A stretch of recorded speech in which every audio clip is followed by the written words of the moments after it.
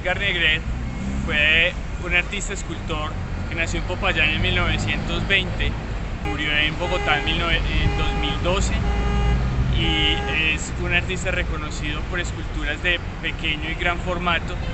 Sus obras están alrededor de todo el planeta en muchos lugares, así como aquí.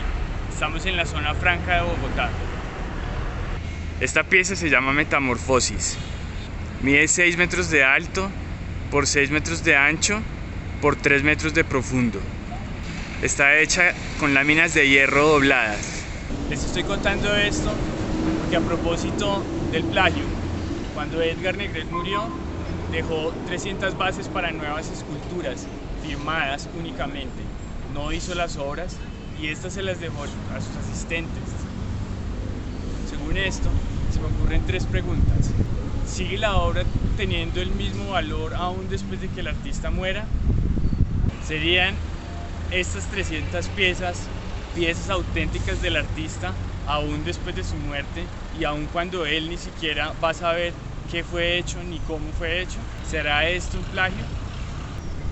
Buenas tardes, mi nombre es Gilbert Linares, estudiante de la Universidad del Quindío, del programa Ciencias de la Información y la Documentación, Bibliotecología y Archivística, y con mi compañero Alejandro Castañeda vamos a hacer una breve exposición sobre lo que significa el plagio, su definición, características, ejemplos, autores que abordan el tema, normatividades y sanciones y ejemplos de ello.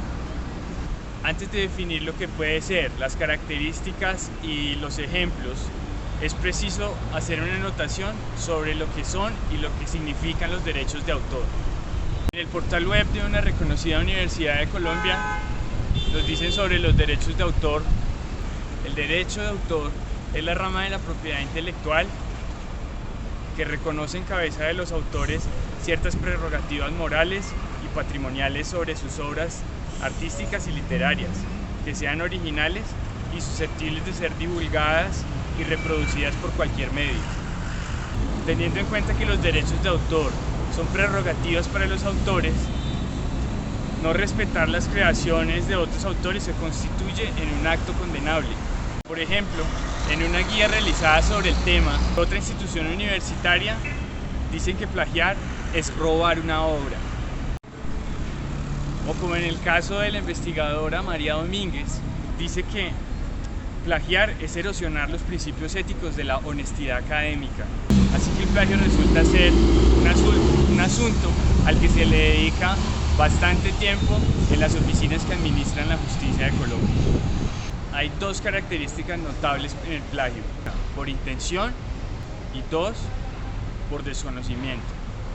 En el primer caso, por intención, es cuando tenemos plena conciencia de que estamos usando el texto o las ideas de otra persona para usarlas como nuestras. Y en el segundo caso, por desconocimiento, es cuando estamos usando el texto de otra persona y no sabemos cómo citarlo correctamente o no sabemos siquiera que debemos mencionarlo. En estos casos es muy frecuente el uso inapropiado del parafraseo y la falta de la mención indicada. De acuerdo a lo que hemos visto, el plagio es un tema que afecta de manera frontal la creación intelectual, artística o científica, cultural, solo por mencionar algunas. Que el plagio sea un motivo de condena social y penal nos demuestra que no todos los autores le damos el mismo valor a la obra o algunos le dan un valor distinto a sus creaciones. Así como nos cuenta Jorge Luis Borges en su evocación a Macedonio Fernández, que cada vez que se trasladaba de alojamiento, dejaba las gavetas, los cajones y los armarios llenos de sus escritos. Así que Borges, en una conversación personal con el mismo Macedonio Fernández, le había, en sus palabras, reprochado el hecho a Macedonio. Macedonio a esto le respondió a Jorge Luis: suponer que podemos perder algo es una soberbia, ya que la mente humana es tan pobre que está condenada a encontrar, perder o redescubrir siempre las mismas cosas. Pero en fin, este solo sería el caso de Macedonio. En las mismas palabras de Borges, seguramente era su forma de vivir eternamente respondiendo a los dictámenes de su alma. Otro de los notables casos históricos de plagio Lo encontramos en el antiguo Egipto, donde bajo el mandato de Ptolomeo se enviaban agentes a recorrer los lugares conocidos para conseguir todos los libros que fueran posibles para su biblioteca. En aquel tiempo, luego de saberse que por esos libros pagaban grandes fortunas, la habilidad de los falsificadores no se hizo esperar. Se las ingeniaban con todo tipo de estrategias, como por ejemplo, envejecer el papiro para lograr su propósito, vender libros falsos como documentos antiguos, importantes y muy valiosos. Los agentes no hacían resistencia alguna para comprar estos libros, así ellos tuvieran grandes sospechas de fraude. Su misión era únicamente llevar de regreso ante su faraón todos los libros que fueran posibles. Por otro lado, en un tiempo más cercano, exactamente el año 2009, Pablo Cachayán escribe El Aleph engordado. Esta obra consistía en el Aleph de Jorge Luis Borges, pero en este caso Pablo le había adicionado 5.600 nuevas palabras. María Kodama, que para ese entonces era la persona encargada de los derechos de la obra de Jorge Luis, en aquel momento no hizo esperar los descargos para el autor y para el resultado de la obra. Luego de 10 años de pleito judicial, el juez concluyó que en este caso Pablo tenía la razón, que su obra no correspondía a lo que podía llamarse un plagio. De este modo, María Kodama tuvo que no solo hacerse a un lado en el caso contra Pablo, sino que además el juez le pidió que se hiciera a un lado en los asuntos que tenían que ver con la administración de los derechos de la obra del propio Jorge Luis. Ahora, cambiando un poco de ambiente, Alejandro Castañeda nos ampliará la información correspondiente a los autores que se han referido al tema, la normatividad regional, nacional e internacional, y las sanciones o los ejemplos de ellas. Continuando con el tema del plagio y en lo referente pues a los autores que se han pronunciado al respecto, tenemos a Delia Lipsig. Ella señala que el plagio es el apoderamiento ideal de todos o de algunos elementos originales.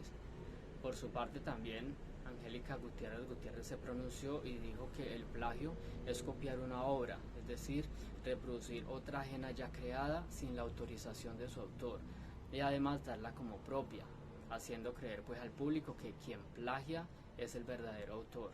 También Miguel Ángel Rojas Chavarro y Jorge Mario Olarte Collazos señalan que el plagio se configura con la concurrencia de dos elementos. La primera, que es la utilización no autorizada de la obra ajena en todo o en parte, reproduciéndola de manera literal, caso en el cual se denomina plagio servil, o simulada, en cuyo caso la doctrina lo denomina plagio inteligente, en el cual pues a la obra se le introducen algunas modificaciones que buscan disimular u ocultar pues la copia realizada.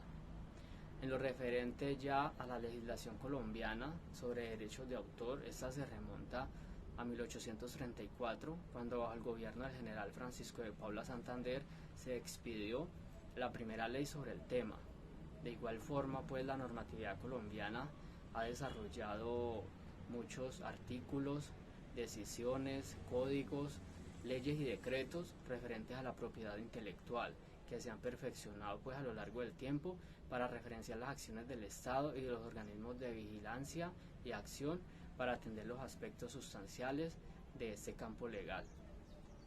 La Constitución Política de 1991 es clara en cuanto a este tema y en sus diferentes artículos, y específicamente en el artículo 61 dice que el Estado deberá proteger la propiedad intelectual por el tiempo y mediante las formalidades que establezca la ley. El artículo 150-24 delega en el Congreso la regulación del régimen de propiedad industrial, patentes y marcas y las otras formas de propiedad intelectual. El Código Penal pues no es ajeno a esta problemática, y en el artículo 270 se refiere a la violación de los derechos morales del autor con penas aumentadas sobre el artículo 14 de la ley 890 de 2004, que implica pues prisión de 32 a 90 meses y multa de más o menos unos 300 salarios mínimos legales mensuales vigentes. El plagio en las condiciones expuestas se encuentra penalizado también en el Código Penal con las modificaciones de la ley 1032 de 2006, donde se describe la tipificación destinada a la protección del derecho de autor en sus esferas moral y patrimonial. Es por eso por lo que algunos países adoptaron en sus currículos las cátedras de responsabilidad frente al uso del material, que este puede ser textual, gráfico y otros formatos provenientes de la internet y de otras fuentes de información físicas, para dar cumplimiento en lo que se refiere a la normatividad nacional e internacional en materia de derechos de autor, en la cual priman los intereses del autor intelectual de las obras, la preservación de su autoría y los derechos patrimoniales y conexos que éstas originan. De ahí surge pues la preocupación de diferentes instituciones a nivel nacional e internacional por evitar el plagio en diferentes productos y proteger el derecho de autor. Del mismo modo, la Organización Mundial de la Propiedad Intelectual es una organización internacional cuya finalidad es velar por la protección de los derechos de los creadores y propietarios de activos de propiedad intelectual en todo el mundo, y porque los inventores y autores sean objeto del debido reconocimiento y retribución por su ingenio y creatividad.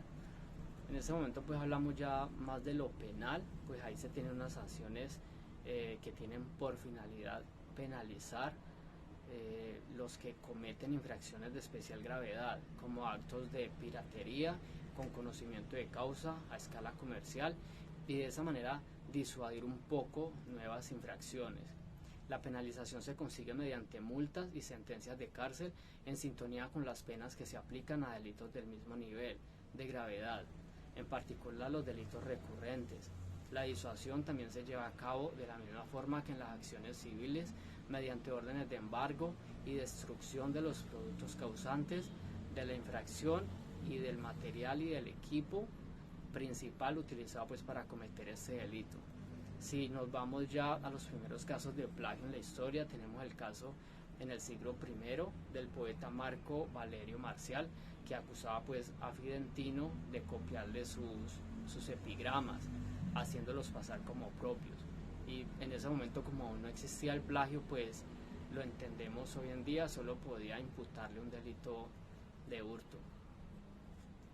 Ahora voy a mencionar un caso de plagio ocurrido en el mundo musical, tomando en cuenta pues que este artista está siendo muy mencionado últimamente.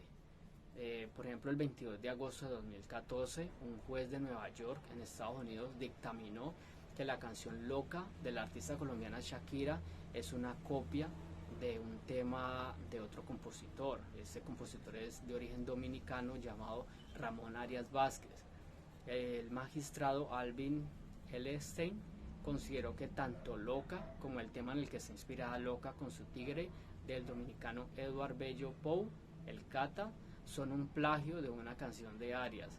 Aunque Shakira grabó Loca, ella lo hizo incluida en su álbum de 2010, Sale el Sol, y la grabó tanto en inglés como en español. El juez determinó que la infracción corresponde solo pues a la versión en español, que era como la más parecida a la del cantante dominicano.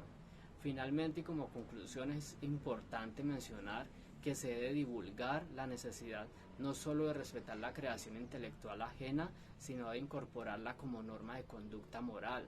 Se propone regresar a los códigos de honor más que a la legislación y reglamentación con fines punitivos y sancionatorios, con la intención pues de generar una investigación ética y rigurosa que contribuya al desarrollo económico, social y cultural, no solo en Colombia, sino en el resto del mundo. Con eso ya voy terminando, espero que este video haya sido ilustrativo para todas aquellas personas que lo puedan ver, y hasta pronto. Bueno, con esto concluimos la información del video sobre el plagio. Esperamos que haya sido de su agrado. Nos vemos a la próxima.